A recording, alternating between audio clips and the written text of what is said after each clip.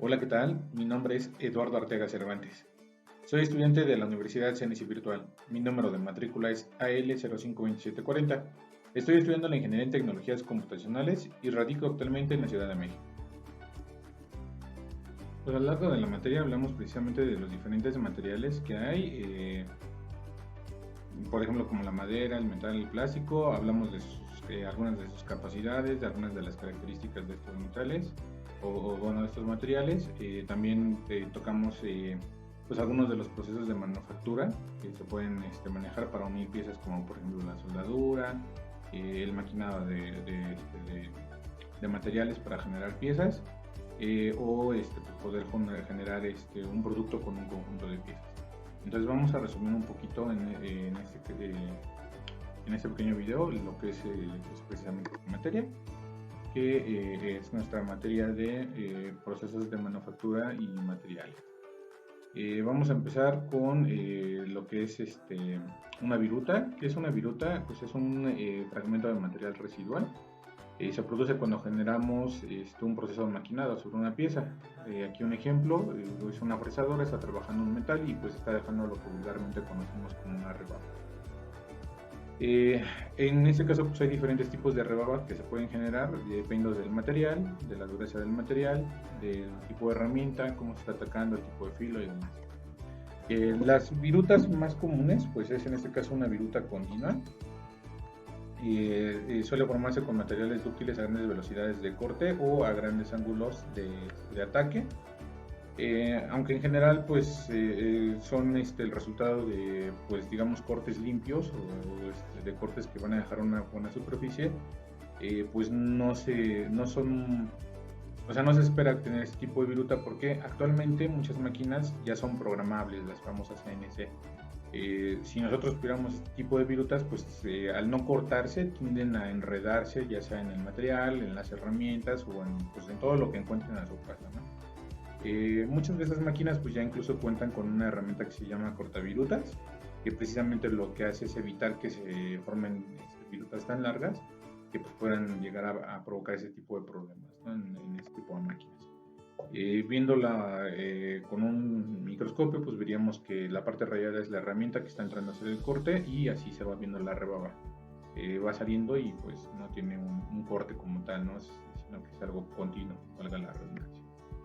Otro tipo de viruta que tenemos es la viruta de borde acumulado. Esta consiste en capas de material de la pieza maquinada que se van depositando de forma gradual sobre la herramienta. Esto obviamente pues puede llegar a provocar inconvenientes en donde si se llega a atascar, pues puede romper la misma herramienta, puede provocar cortes irregulares en la pieza que se está trabajando. Y bueno, pues el tipo de corte que nosotros vamos a ver si lo viéramos con un microscopio es donde se ve que entra la herramienta y pues como podemos observar se ve que viene una parte de la viruta y abajito se alcanza a ver esa pequeña cuchillita como entre gris y blanco que se ve ahí en medio del buril y de la rebaba que lleva hacia arriba, pues viene siendo como la otra capa, ¿no? Que se está tratando de acumular en el siguiente corte. Tenemos lo que es la viruta escalonada segmentada. Estas son como semicontinuas, son zonas de alta o de baja deformación por cortantes. Los materiales de baja conductividad térmica y resistencia que disminuyen rápidamente la temperatura, como el titanio, muestran ese tipo de comportamientos. Aquí vamos a observar pues que a la hora de estar cortando aquí el material, el buril vendría siendo la parte negra que observamos a mano derecha, pues va provocando ese tipo de corte, ¿no? En donde pues la viruta ya no es algo así como uniforme, sino que va saliendo así como si fueran escaloncitos. Aún así puede salir unida o en algún momento puede llegar a cortarse, ¿vale? La viruta discontinua puede ser en pequeños segmentos y bueno, esta se puede generar por materiales frágiles en la pieza, por materiales de la pieza que contienen impurezas o partes más duras que otras, velocidades de corte muy bajas o demasiado altas para el tipo de material que se está trabajando, grandes profundidades de corte, o sea, quiere decir que estamos metiendo la herramienta de corte más de lo necesario. ángulos de ataque bajo, o sea que la herramienta que estamos usando no tiene el ángulo exacto para poder cortar el material de manera adecuada, y la falta de un fluido de corte eficaz y baja rigidez en la máquina. O sea, puede ser que a lo mejor la pieza sea muy dura y la máquina no tiene la rigidez suficiente para mantener firme la herramienta, y pues, ese es un ejemplo de cómo se vería el tipo de virutas cuando es externa o interna, ¿no? Dependiendo del corte y del material.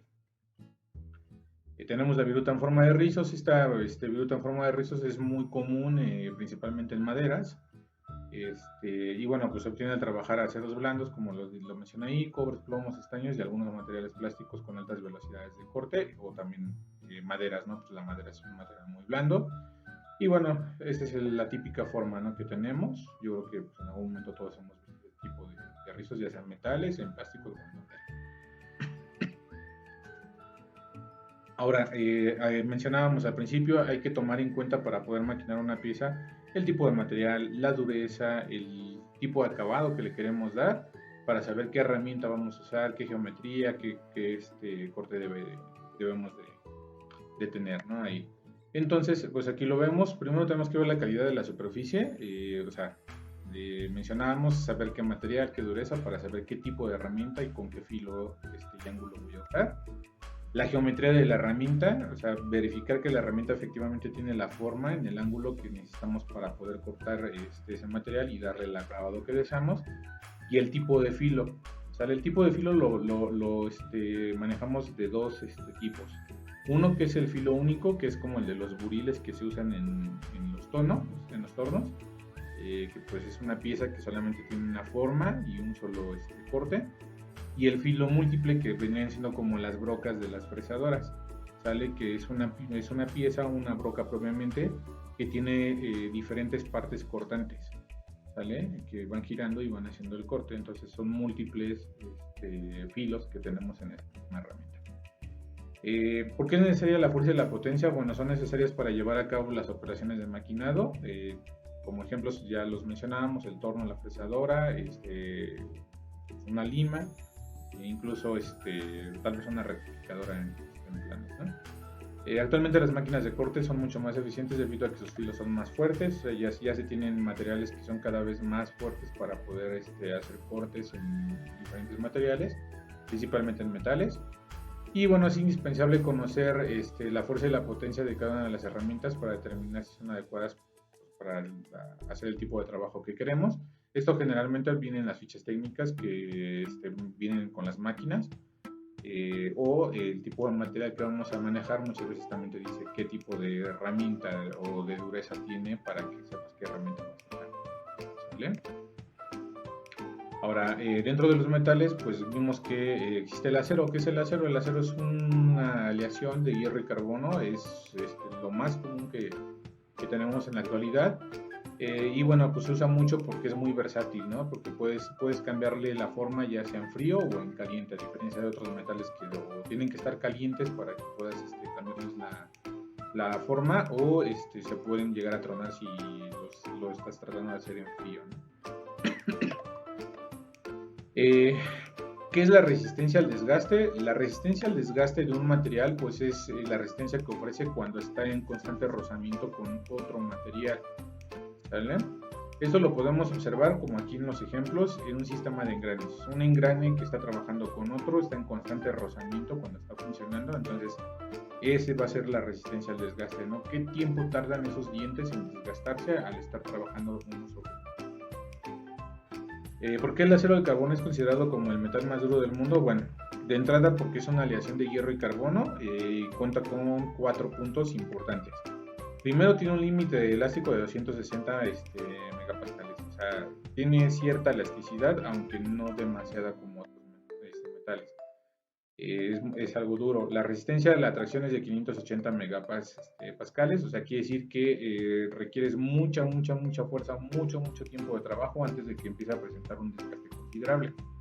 ¿Vale? Tiene un puntaje aproximadamente de 6 en la escala de Mohs, precisamente lo que mencionábamos, la dureza, y es altamente resistente al impacto, o sea, soporta golpes muy fuertes o mucha fuerza antes de formarse. Es precisamente por eso que este tipo de materiales se usa principalmente en la construcción de piezas automotrices, de piezas agrícolas o maquinaria agrícola, por su alta dureza y su alta capacidad antes de presentar un desgaste considerable. ¿Qué es un tratamiento térmico? Bueno, un tratamiento térmico es cuando nosotros, por medio de temperaturas controladas, queremos aumentar las capacidades de un material, ¿no? Para aumentar a lo mejor su dureza, su resistencia, su elasticidad.